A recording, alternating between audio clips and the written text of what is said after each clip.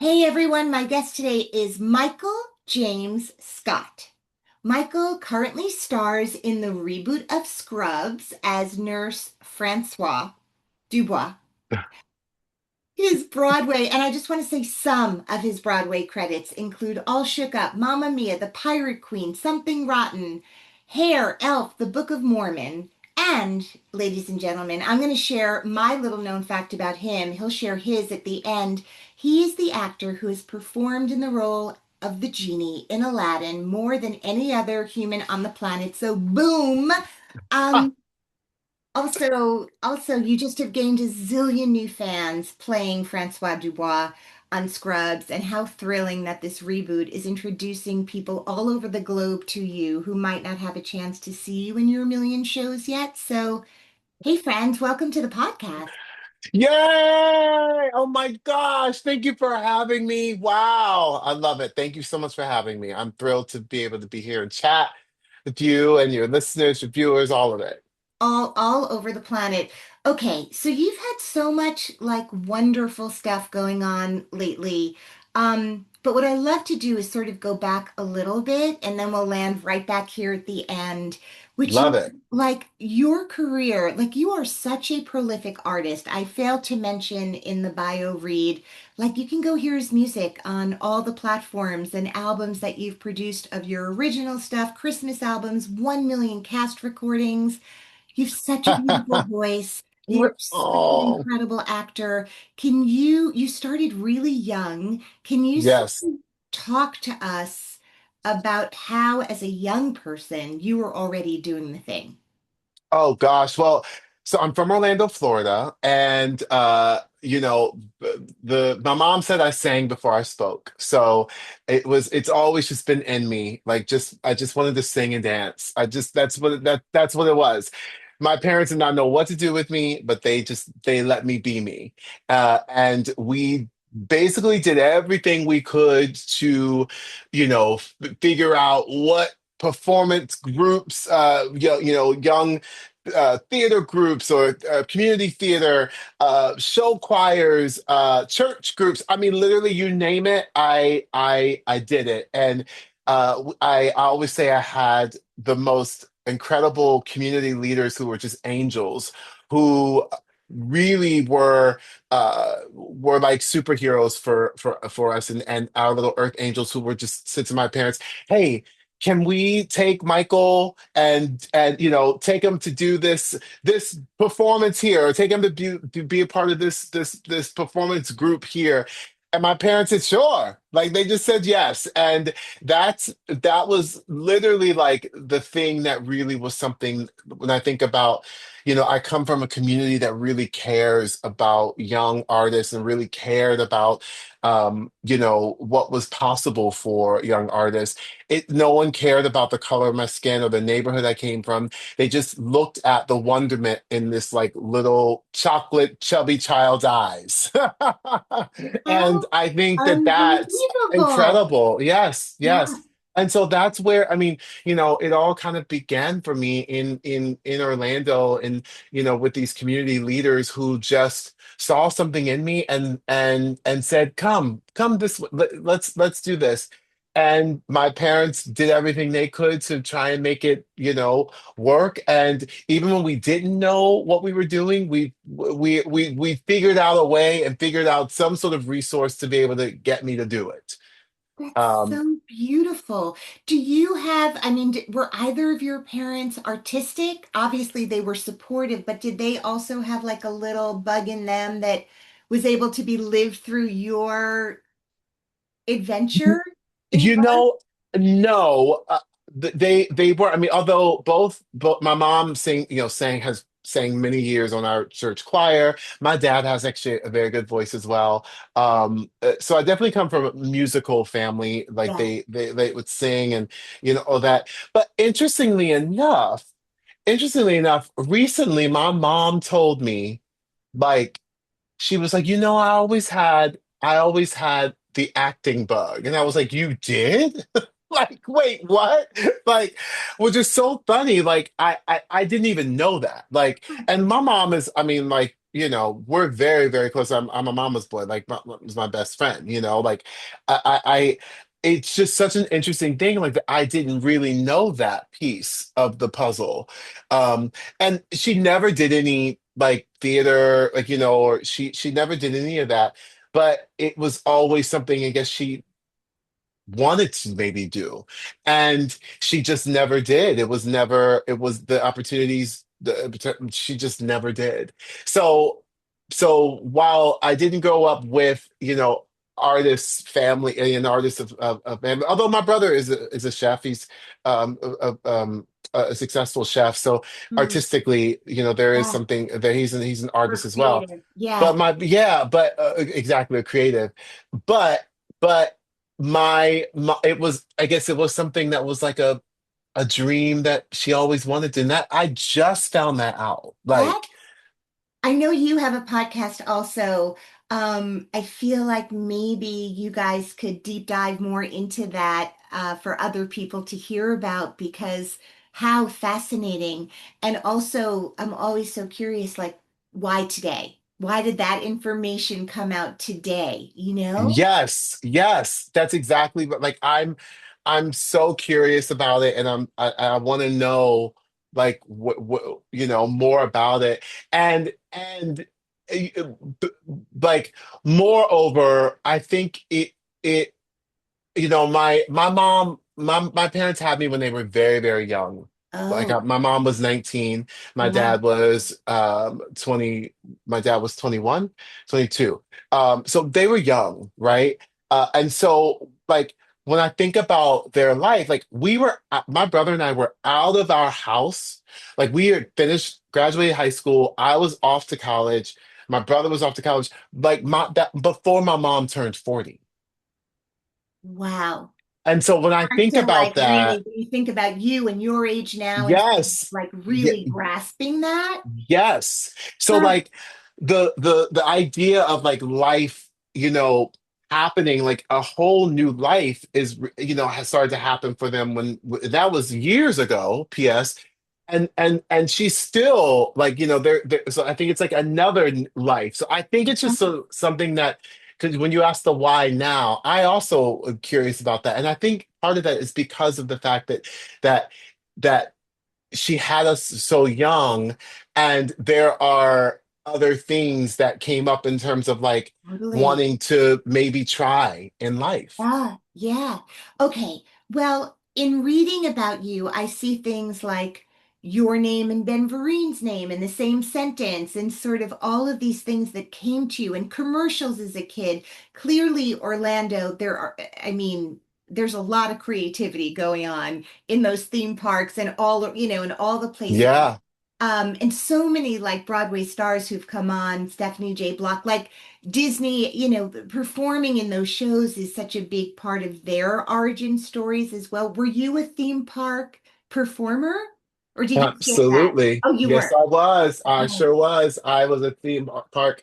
I worked at several of the theme parks, actually. And in high school, I was a parade performer at Disney, and we would finish seventh period, and then we would, like, a lot of us would go and work, and go and dance and do characters at Disney or Universal, and that happened for me, all growing up through high school. Yeah, I had a incredible aha moment. Well, not really aha moment, just a very full circle moment. Last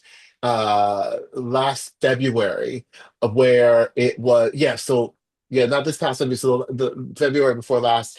For the Black History celebration there at Disney, they do this thing called Celebrate Soulfully, and the I was asked to be the grand marshal in the parade, one of the days, down Main Street, and I'll never forget, because it was a full circle moment, thinking about me being a parade performer dancing down those streets when I was in high school, yeah. like, just doing my thing. And here I was, years later, where I was sitting in this is like old time car, in a convertible, like, going down Main Street, and them saying my name.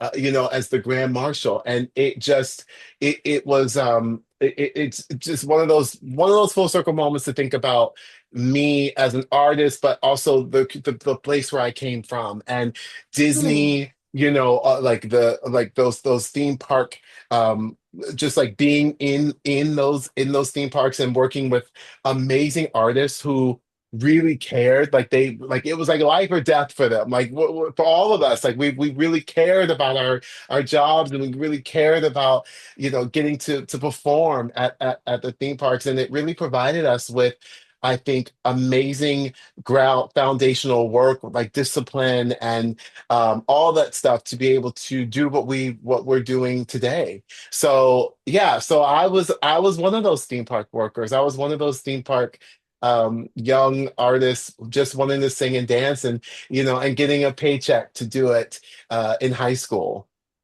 So how did you get from theme park to Broadway? What was your Broadway Ooh, debut? How did you make your Broadway debut? yeah. So okay. During the summers, during my college years, which I went to school in St. Louis, Missouri, I went to Webster University Conservatory Theater program there. I got my BFA musical theater there. And during my summers, I would go back to this program called Broadway Theater Project, which was basically like summer boot camp. And it Oh, was run by the legendary Anne Ranking. May she rest in peace. And that's where I literally took voice lessons, learned voice from like Julie Andrews, was in tap class with Gregory Hines, learning the Fosse style from Gwen Verdon herself. That's by where I the met Ben way, you're Vereen. you're saying this all very quickly, but my head is really trying to grasp I like know. like the roster. It's like that they went back and taught at their friend Anne's school, like Yes, yes, young performers, right? yes. Like that's crazy. That's incredible. Acting class with like James Naughton and Felicia Rashad, and like just I mean it is absolutely incredible when I think about it. And I was a baby. I Yeah. was so young, and this is what I would do instead of basically instead of summer theater. I would go back and do this thing called Broadway Theater Project, and really honing in on my craft and really learning from, these old school like legends, like Yes, just yes. learning from them and And trying to soak up all of that I could from them. So that happened, right? And when I was in college, right, the midway through my senior year of college, I ended up getting a phone call to come in and audition for the international tour of Fosse. And that was partly because Anne Ranking and all of them had seen me down in in Tampa when I was doing these summer intensives. And so they were looking for a replacement. And that's when I actually went in. I auditioned, uh, ended up booking this, and my first gig was being the standby for Ben Vereen in the international tour of Fosse, and my first city was meeting them in Paris, France. so you're traveling the world with the great.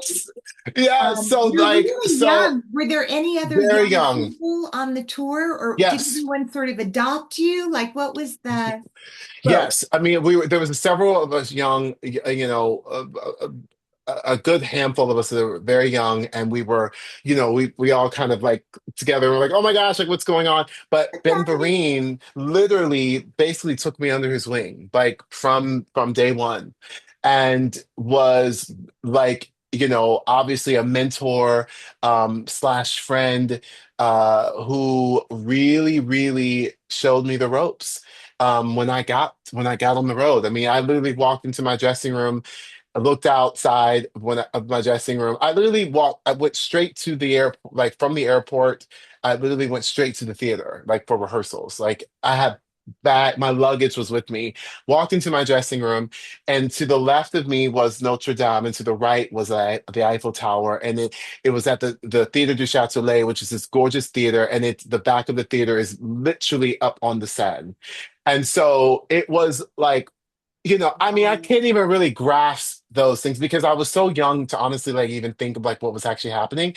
And I honestly think when I look back at it now, I'm actually glad that I didn't really grasp it because I just did. I just did it. You know what And I you mean? Like just went. You I just did the just went. work. Yeah.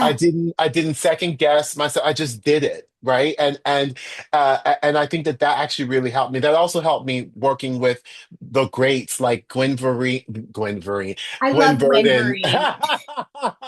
Gwen Verdon and Ben Vereen and, Gregory Hines, like all of Anne Ranking, all those amazing people. I just did it. Right. I couldn't even, I just was like, okay, I'm here. Right. So that's kind of how it happened for me. And while I was on the road with Fosse, I actually ended up auditioning for um, uh, Mamma Mia. The national tour of Mamma Mia was happened to be because one of my best friends from high school was on that tour, and I visited her on the road while she was there, and she was like, they're having an open call because the show is looking for, some more performers. They're looking for a new track. I went in for the show, did that right, did the show, auditioned for it, ended up booking the show, leaving Fosse to go do that. And while I was on that show, I was in Boston doing Mamma Mia and coming in, taking the Chinatown bus from Boston to Chinatown bus, New York City, to do open calls for Broadway shows, which is how I booked my very first Broadway show from an open call where I, on my off day, came in and booked my first Broadway show, which was All Shook Up. And Mhm. that was from an open call. So that's how the sort of the journey of it sort of happened for me, where I was pounding, I mean, I was grinding, and I was like going into open calls, and I was doing the thing, and there was I had no agent, there was none of that. Like it was just me going into open calls. And that's how it happened for me. And I booked my first Broadway show, moved to New York City, and happened to do my first Broadway show where I saw my first Broadway show at the Palace Theater. Okay. I This is so inspiring. Let me ask you, since you started working, you said you were just, you were still in college, so just a few years ago when you first started Yes, working yes, just at a few Saturday. years. Just Love it. Um, have you had gaps in work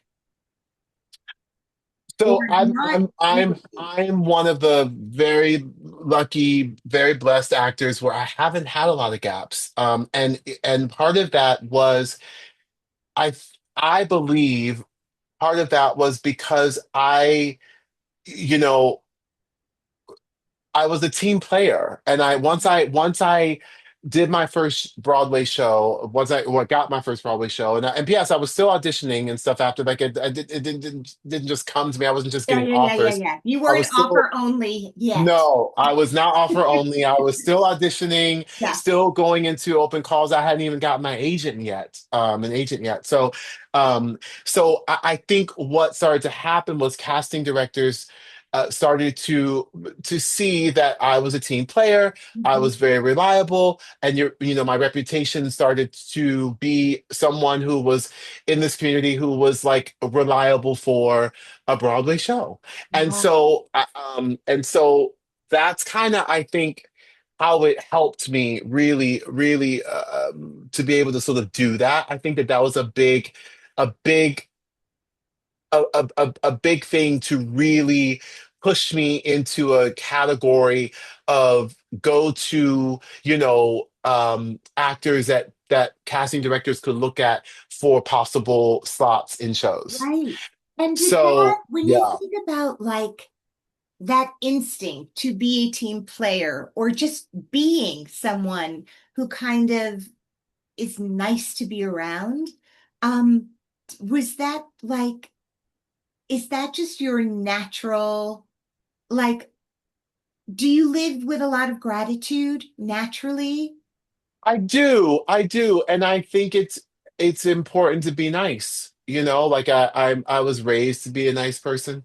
You know, I like being around nice people. Hmm. I like laughing. I like to live in a space of joy, and and so and I also like to live in a space of not taking myself too seriously. Right. And so you know, we all are just out here together doing our thing. And so it for me, I think I think that was is an important part of the puzzle in terms of like who I wanted to be and who I Yeah. still work to try and be, as a person, as an artist, and as a coworker, Yeah. honestly. Well, I didn't, I mean, Michael has done a whole bunch of sort of guest stars in the world of TV and film, but now you really get to be on a set. Is the season of Scrubs wrapped? We have wrapped. Yes, we Okay. have wrapped. Yes, Okay. yes. So now this is not just visiting a set, although obviously this is a very cohesive group of people who had done it years ago. And I'm sure Zach Braff and Donald Faison and all the people on that show were having such a joyous, crazy experience being back together after all this Yes. time. Like I'm sure it was heady and crazy and wonderful for them. But you and Nurse Pippa, your partner in crime Yes. on the show, have brought so much exactly what you're describing, fun and joy and not taking yourself too seriously, but being able to like clock what's going on all around you. Did you do a chemistry read with the actor playing Nurse Pippa, or did you guys find each other on set and you were like, I'm sorry, we're hilarious together. This is a good, So yeah, yeah, so that actor X Mayo is her name, is literally like everything, and you know, she's actually she's a brilliant comedian, as well as an actor and a yeah. writer, and all the things. And we did so we did a chemistry read together, and you know, they did some pairings, and we were the first pairing, and we both ended up having to stay a little while, you know, to And are again. you But watching the other people go in and out of the room? we were Okay. not. So, um, and in fact, we actually did our pairing, ours over Zoom. Oh my God, because we're in a Zoom world now. What am I talking about? Of course. So Wait, how does that work? I know, which was so crazy because like a chemistry read over Zoom is absolutely crazy. Like, but and Although P.S. we we're were. doing good together. Look at us. Yes, we are. We got chemistry, girl. Come on. I Yes. thought I do get it. Wait, did Yes. you guys get a chance to meet each other like on a private Zoom before Zooming with casting and producers? No, we Okay. did not. We both had our individual auditions, and then we get they put us together. Like literally they put us together. They literally said, "Okay, Michael, you're going to look to your left. X, you're going to look to your right. That's how you're going to be looking at each other." So You know, to respond. not looking into the Zoom camera? No, like if we were responding to each other, we were looking off to the side, like, yes, girl, okay, blah, blah, blah. Uh-huh. And To then we set were up the at desk at the nurse's station. exactly. And then when we were in the scene, we were talking to JD, we were talking to Zach Baraf's character. And so we would go back to then look at the camera, that the camera was For the that. point PO, yes, the POV of Zach's character.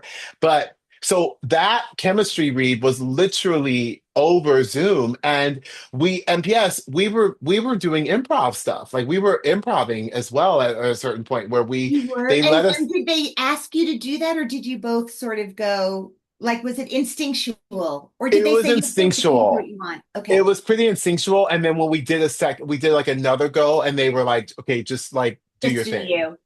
And that's what happened. And we literally like just did our thing. And it was like so, like the chemistry was so good and so Oh, so amazing, like fun. on so many levels. Like it really was kind of crazy. And when we got on set, everyone thought we knew each other, that we had known each other for years before. And that was the first time we actually got to meet in person, was when we literally went on set, which was crazy. That's so bananas. Wait, I don't want to get into the weeds, but I just want to understand one thing for a second. I'm a slow visualizer. When you say you're both like looking, one's looking right and one's looking left so that it seems like you are in profile the way you would be on the show when I'm watching, Yeah, does that mean you weren't able to look each other at each other while you were doing it? Or could you still it be looking at each other? it does mean that, really, like, because like she would say something and I would literally look, I would look off, Where she like was not. where she was not exactly. So it was really about hearing how she was delivering Yeah. it and Yeah. responding off of her delivery, really. Like that's really how the chemistry really worked. That's And I think fascinating. I think because the two of us just like we just went for it, and we also like allowed each other to space to sort of like to do our thing as Yeah. well. I think that like that works. Like we knew, we kind of like knew our place. We knew No, our it's places. beautiful. Like not competing, supporting, right? Yes, Because it in was that high always a support. energy, it's nerve-wracking. Auditioning is Yes, nerve-wracking wherever you are in the yes, hierarchy. And so the idea of like, okay, wait, it's my audition. Okay, now it's our audition, but like yes. it's layered. Yes, very, very layered. But it was It it was so actually was a right. really great learning lesson for me. Because just in the idea of like actually like active listening, Yeah. right? And And as an actor, what that is and how that really can work, and where you go from there. So it really was pretty pretty remarkable in terms of that lesson. wow. Okay. Yeah. All right. Well, I'm going to have to ask you to come back because we've only scratched the surface Oh of my your gosh. remarkable life. But before I let you go, is there a little known fact about Michael James Scott that you can share? Ooh, gosh. A little known fact about Michael James Scott would be that I am obsessed with 90s music, and I could probably sing like, you know, you could throw out a 90s tune at me and I will know exactly what it is and Like I could give where you two notes and you're like, I got it. and I'm like, I I got got it. it. I got I it. got I it. got it. Yes, yes. There's Um, something fun with that. But also maybe a little known fact is that I like I w- well, it's I guess it's a known fact in the sense of like it's something that I like to sort of say. So I like to say that joy is my protest. mm, Um, and but what I mean by that is uh I like to be able to for you to see what is possibly not the norm of a man of color depicted in our society. And so a little known fact for you to know is that it's important for me to show a black man with a smile on his face. It's important for me to show a black man laughing. It's important for me to show a black man being sensitive, being vulnerable. It's important for me to show all of those sides and not just maybe a black man in handcuffs. And I say that to say that joy is my protest on that, and you take that with what you will. But I think that's maybe a little known fact of just something that I will leave you with. well, Michael James Scott, thank you for sharing so much of yourself today on the show. I'm so grateful to you. And until we meet again. Thank you so much, and it's lovely to chat and lovely to be able to have the space to chat and be able to open and share that with another lovely soul. So that Oh, well, thank I you for wish you the that. most beautiful day, and I will see you soon. Yes, thank you. Bye. Bye, love. Mwah. Have a great day. Mwah. You too. Bye.